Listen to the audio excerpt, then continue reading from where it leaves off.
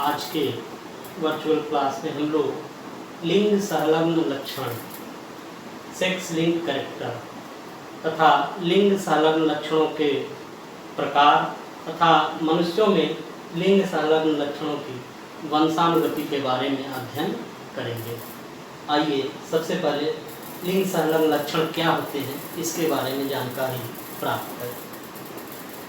प्रायः दैहिक लक्षणों से संबंधित जीन दैहिक गुणसूत्रों पर पाए जाते हैं, लेकिन कभी कभी दैहिक लक्षणों से संबंधित जीन्स जो होते हैं वह लिंग गुणसूत्रों पर उपस्थित होते हैं।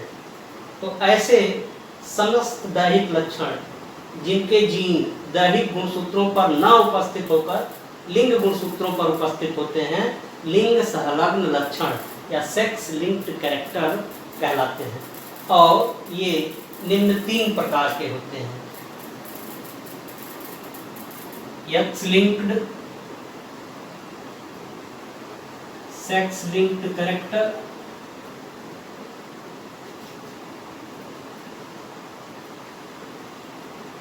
एक्स संलग्न लिंग संलग्न लक्षण। दूसरा जो होता है Y linked sex linked character, Y संलग्न लिंग संलग्न लक्षण। तथा तीसरा जो होता है वो X Y linked sex linked character, X Y संलग्न लिंग संलग्न लक्षण। आइए जरा ह्यूमन सेक्स क्रोमोसोम की स्थिति को जरा हम लोग जान लें। मनुष्यों में 2 प्रकार के लिंग गुणसूत्र पाए जाते हैं, जिन्हें क्रमशः एक्स गुणसूत्र और वाई गुणसूत्र कहते हैं। स्त्रियों में लिंग गुणसूत्र में दोनों एक्स गुणसूत्र पाए जाते हैं, 2 एक्स गुणसूत्र पाए जाते हैं, जबकि पुरुषों में एक एक्स गुणसूत्र होता है और एक वाई गुणसूत्र होता है। वाई गुणसूत्र का आकार एक्स गुणसूत्र के आकार से छोटा होता है। तो यहाँ पर ये जो लंबा वाला गुणसूत्र है ये एक्स गुणसूत्र है और ये जो छोटा वाला है इसको हम वाई गुणसूत्र कहते हैं। और ये इन लिंग गुणसूत्रों के 2 भाग होते हैं। एक भाग जो सिनेप्सिस के समय अंशसूत्र विभाजन में जो है जब सिनेप्सिस होती है जाइगोटिन स्टेज में, तो जो आपस में पेयरिंग करने वाला एक्स और वाई गुणसूत्र का भाग है इसको समजात खंड बोलते हैं, होमोलोगस पार्ट।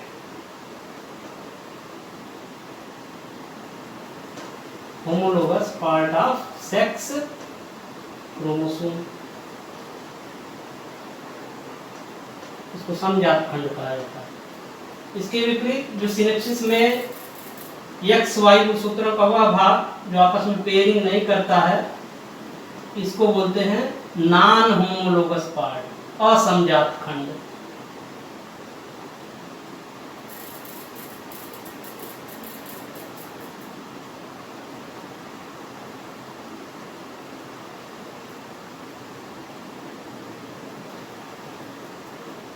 सेक्स क्रोमोसोम, ये जो स्ट्रक्चर है ये ह्यूमन सेक्स क्रोमोसोम मनुष्य के लिंग गुणसूत्रों का एक चित्र है, समझाने के लिए आपको यहाँ पर दिखाया गया। अब एक्स लिंक जो सेक्स लिंक कैरेक्टर होते हैं जिसके उदाहरण हम यहाँ पर दे देते हैं, जैसे हीमोफीलिया, जैसे रतौंधी, नाइट ब्लाइंडनेस, नाइट ब्लाइंडनेस, और एक और होता है कलर ब्लाइंडनेस, वर्णांधता, कलर ब्लाइंडनेस। ये सभी जो हैं अप्रभावी x linked sex link character के उदाहरण हैं मनुष्यों में। ये अप्रभावी है और एक प्रभावी भी होता है जिसमें त्रुटिपूर्ण दांतों के इनेमल की संरचना होता है।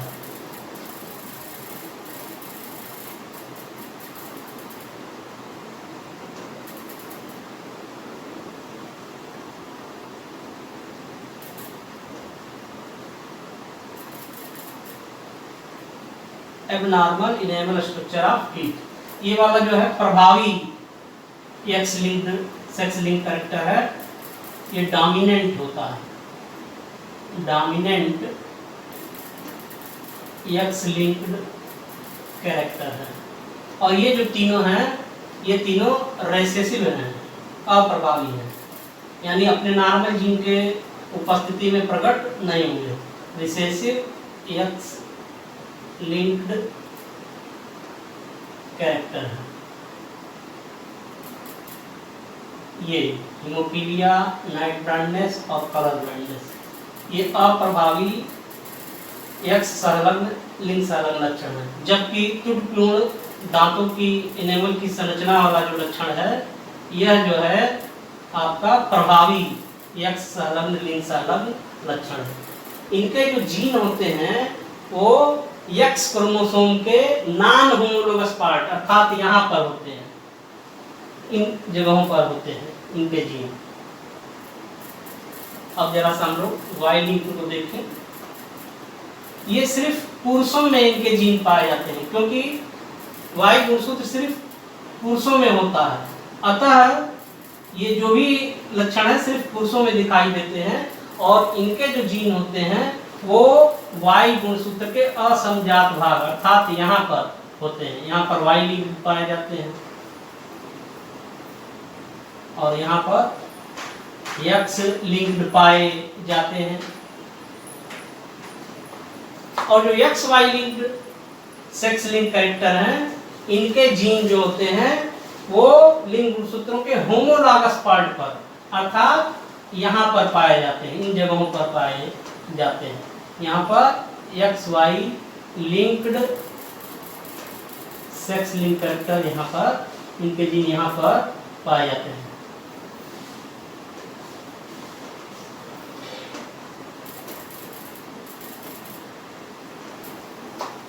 Y linked sex link character का उदाहरण जो है वो एग्जाम्पल है हाइपर ट्राइकोसिस। इसमें शरीर में घने बाल उपस्थित होते हैं, सीने पर, पीठ पर, कानों में बालों के गुच्छे पाए जाते हैं, तो ये बीमारी को बोलते हैं हाइपर ट्राइकोसिस। ये वाई लिंक का उदाहरण है। एक्स वाई लिंक के दो एग्जाम्पल हैं, यहाँ पर है दो एग्जाम्पल। कंप्लीट कलर ब्लाइंडनेस, इसमें कोई भी रंग में आप भेद नहीं कर सकते, यहाँ पर सिर्फ लाल और हरे रंग में आदमी भेद नहीं कर सकता, इसलिए इसको वर्णांधता कहते हैं। और यहाँ पर कोई रंग नहीं पहचान सकता, दृष्टि श्वेत श्याम या ब्लैक एंड व्हाइट हो जाती है। तो कंप्लीट कलर ब्लाइंडनेस जो है वो एक्स वाई संलग्न लिंग संलग्न लक्षण का उदाहरण है। और एक गुर्दों में बीमारी होती है सूजन की, जिसके बोलते हैं नेफ्राइटिस। ये दो बीमारियां X Y link sex link character के उदाहरण हैं। आइए अब हम मनुष्यों में ये जो रोग होते हैं, जो लिंग संलग्न लक्षण है, इनकी वंशानुगति का अध्ययन करें। तो सबसे पहले हम लोग पढ़ेंगे X link sex link character का इनहेरिटेंस।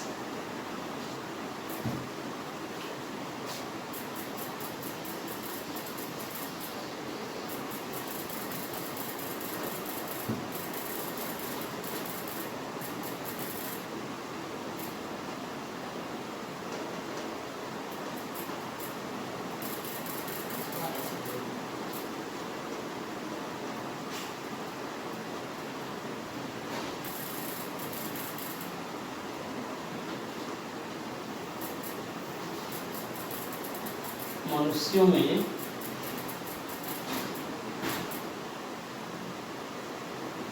लिंग संलग्न लक्षणों की वंशानुगति, inheritance of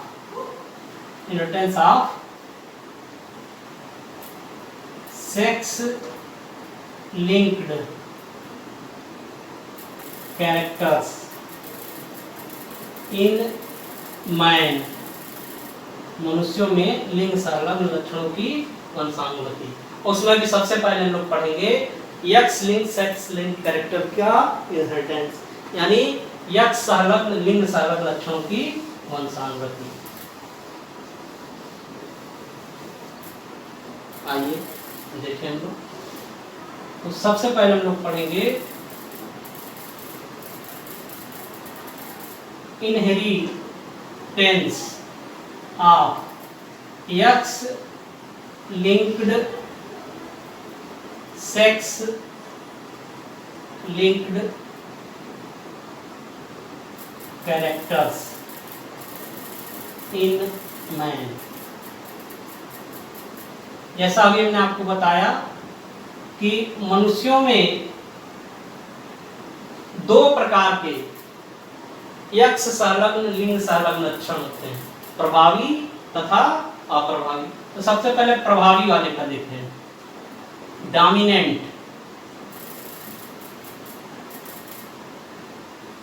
x linked character inheritance.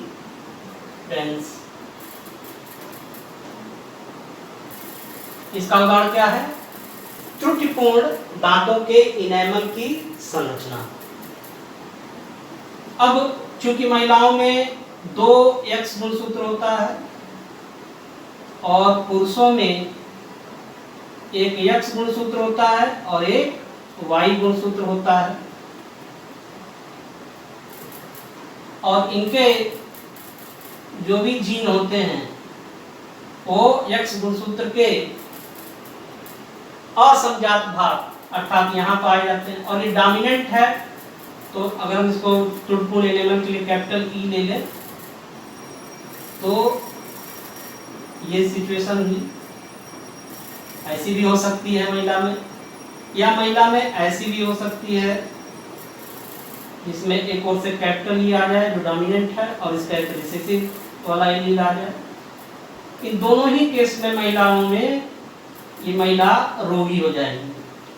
चाहे दोनों पर इसके डोमिनेंट एलील हो तब भी एक रोग प्रकट हो जाएगा, और अगर एक ही एक्स गुणसूत्र पर होगा तब भी, चूंकि ये वाला प्रभावी है इसलिए ये यहाँ पर ये प्रकट हो जाएगा। पुरुषों में 2 सिचुएशन देखने को मिल सकती है। अगर इसका डोमिनेंट एलील है, क्योंकि एक ही गुणसूत्र होता है, अगर ये है तो ये पुरुष रोगी हो जाएगा। एक सिचुएशन ऐसी भी हो सकती है जिसमें जो है इसका रिसेसिव एलील हो, यहाँ ई, तो यहाँ पर ये पुरुष क्या हो जाएगा? सामान्य हो जाएगा। तो डोमिनेंट जो एक्स लिंक कैरेक्टर है इसका इनहेरिटेंस में महिला 2 प्रकार की हो सकती है। ये महिला जो है ये 2 प्रकार की हो सकती है। आपने देखा ये दोनों महिलाएं क्या रोगी,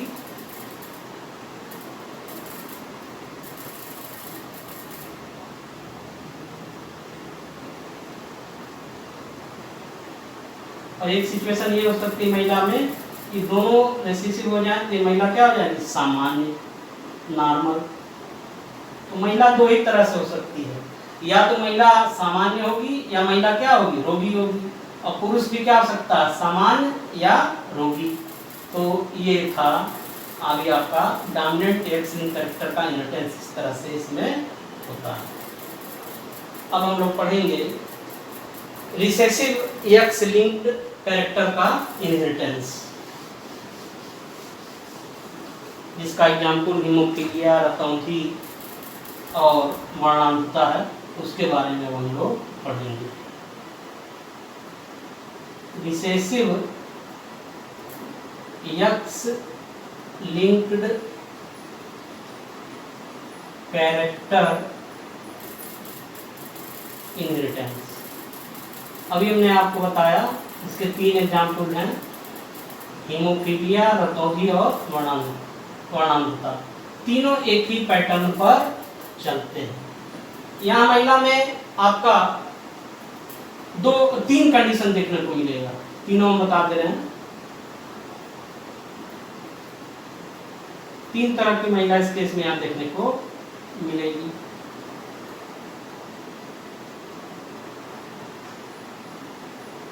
जैसे हीमोफीलिया को अगर हम कैपिटल एच से दिखाएं, इसकी जीन को एच से, तो यहाँ पर कैपिटल एच हो गया, ये नॉर्मल जीन है हीमोफीलिया की, और ये जो है स्मॉल एच क्योंकि अप्रभावी लक्षण है, इसलिए स्मॉल एच वाली जो जीन है वो हीमोफीलिया की जीन है और ये इसकी डोमिनेंट जीन है, नॉर्मल जीन है। एक सिचुएशन ये हो सकती है कि दोनों ओर से स्मॉल एच हो जाए, यहाँ पर और यहाँ पर। क्योंकि नॉर्मल जीन नहीं उपस्थित है तो ऐसी महिला क्या हो जाएगी, हीमोफिलिक हो जाएगी, हीमोफिलिक फीमेल। ये क्या हो जाएगा, नॉर्मल जीन चूंकि प्रभावी है इसलिए ये वाहक हो जाएगी, कैरियर, खुद तो रोगी नहीं होगी लेकिन अगली पीढ़ी में हीमोफीलिया को फैलाएगी, तो इसको बोलते हैं कैरियर फीमेल। और एक हो जाएगी नॉर्मल फीमेल, जिसमें दोनों एक्स गुणसूत्रों पर इसके नॉर्मल जीन है, यानी कैपिटल एच वाले। तो महिला आपने देखा 3 तरह की हो गई, नॉर्मल, कैरियर और हीमोफिलिक। कैरियर कब होती है, जब संजात गुणसूत्रों के जोड़ों पर से जो लिंग गुणसूत्र है उसमें से एक ही लिंग गुणसूत्र के एक्स क्रोमोसोम पर जो हीमोफिलिक जीन हो वो अपनी रिसेसिव अवस्था में हो, यानी केवल एक ओर से स्मॉल एच हो और एक ओर से इसकी नॉर्मल जीन हो। हीमोफिलिक या रोगी फीमेल कब होगी, जब दोनों एक्स गुणसूत्रों पर ये हीमोफिलिक वाली जो अप्रभावी जीन हो दोनों मौजूद हो। और नॉर्मल कब होगी, सामान्य कब होगी, जब दोनों पर जो इसकी प्रभावी जीन है वो उपस्थित हो। पुरुषों में 2 सिचुएशन हो सकती है, क्योंकि पुरुषों में एक ही एक्स गुणसूत्र पाया जाता है, इसलिए पुरुषों में सिर्फ एक सिचुएशन देखने को 2 सिचुएशन देखने को मिलती है।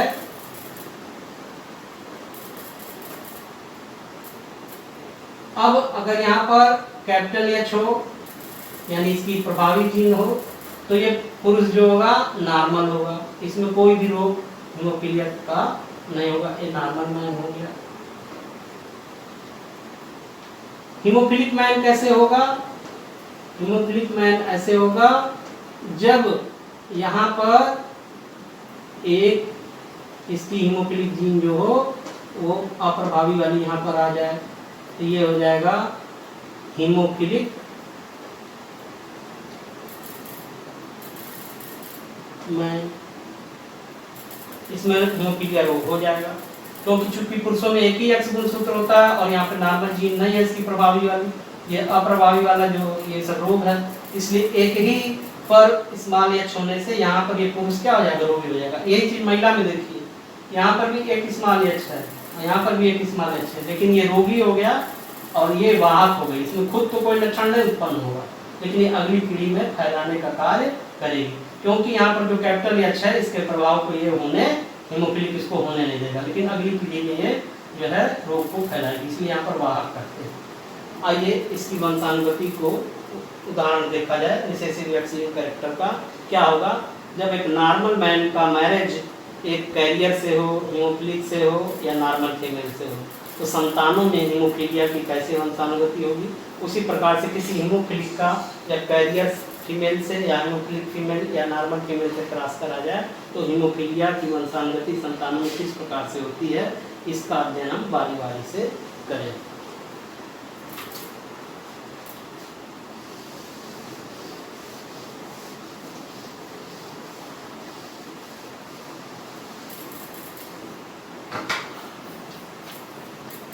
हम पढ़ेंगे हीमोफीलिया की वंशानुगति।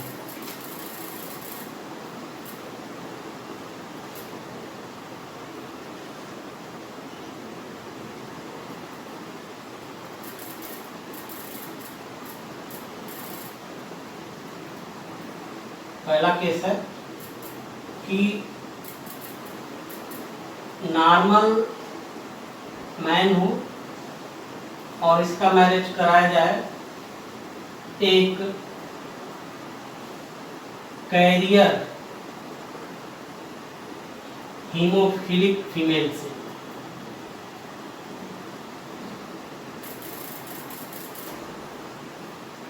तो संतानों में देखें कि कैसा होगा। नॉर्मल मैन का जो लिंग गुणसूत्र होता है एक्स और वाई, नॉर्मल मैन है इसलिए यहाँ पर इसका प्रभावी जीन होगा, इसलिए इसमें हम यहाँ पर इसको ऐसे ही लिखेंगे।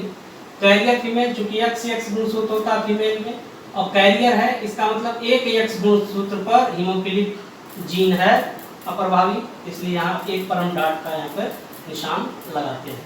अब हम क्रॉस करके यहाँ पर देखते हैं, ये P1 हो गया और ये P2 हो गया। चेकर बोर्ड बना के देखें क्या रिजल्ट संतानों में वंशानुगति कैसी होगी हीमोफीलिया की। यहाँ पर इस चेकर बोर्ड से आपको जानकारी प्राप्त हो जाएगी। अब P1 के गैमेट्स इधर ले लीजिए, P2 के इधर, तो P1 का हो जाएगा X और Y, P2 में ये हो गया सिचुएशन।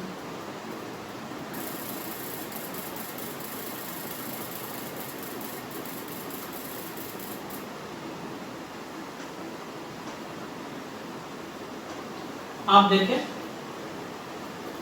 इस मैरिज से जितने भी पुत्र पैदा होंगे उनमें से आधे सामान्य होंगे और आधे क्या हो जाएंगे, रोगी।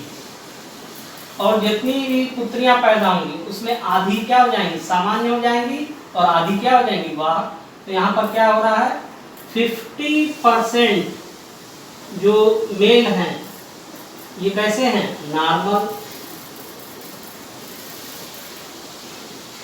और 50% मेल जो उत्पन्न होंगे इस मैरिज से वो क्या हो जाएंगे, हीमोफिलिक हो जाएंगे। और 50% जो फीमेल्स होंगी वो कैरियर्स हो जाएंगी, अगली पीढ़ी में फैलाएंगी। और 50% जो फीमेल्स होंगी वो नॉर्मल हो जाएंगी। ये सिचुएशन आप देखने को आया। अब हम इसका दूसरा उदाहरण देखें। दूसरा, अब यहाँ पर जो मैन होगा वो हो जाएगा हीमोफिलिक,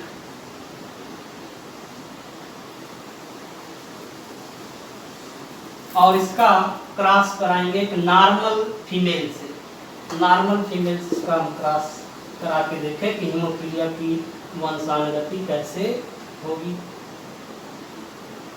सामान्य महिला से नॉर्मल फीमेल। नॉर्मल फीमेल कब होगी, जब दोनों ओर से कैपिटल H आ जाए। तो यहाँ पर हीमोफिलिक जीन नहीं है स्मॉल h, इसलिए यहाँ पर कोई भी डॉटेड नहीं लगा है। हीमोफिलिक मैन X गुणसूत्र पर होता है ये इसका जीन, और यहाँ पर ये उपस्थित है, तो ये मैन कैसा हो जाएगा, हीमोफिलिक हो जाएगा। अब यहाँ पर देखें क्या होगा इस क्रॉस से रिजल्ट।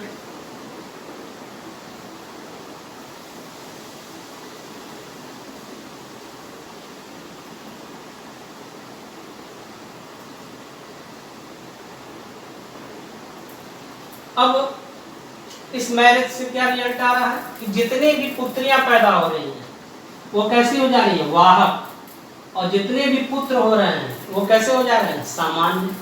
यहाँ पर 100% जो फीमेल्स हैं वो क्या हो जा रही हैं, कैरियर्स हो जा रही हैं, वाहक हो जा रही हैं। और जितने भी 100% जो भी मेल हो रहे हैं सब कैसे हो जा रहे हैं, नॉर्मल हो जा रहे हैं। ठीक,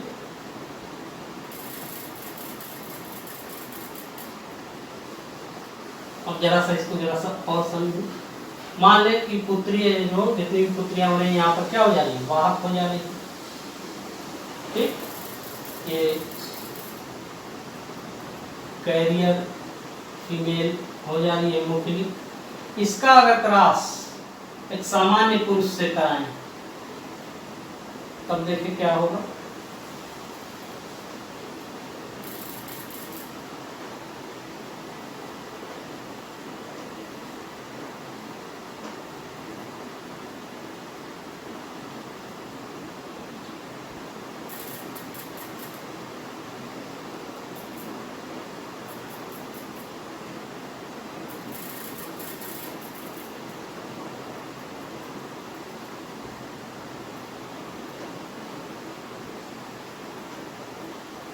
तो आप देख रहे हैं आधी पुत्रियां वाहक, आधी सामान्य, आधे पुत्र रोगी और आधे सामान्य यहाँ पर देखने को मिल रहा है। अब जरा सा इस वाले को अगर हम केवल लें, इन तीनों को भी भूल जाएं, तो यहाँ पर देखें ये हो गया आपका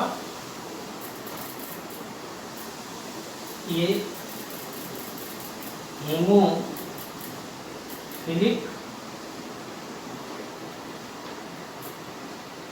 चाइल्ड है,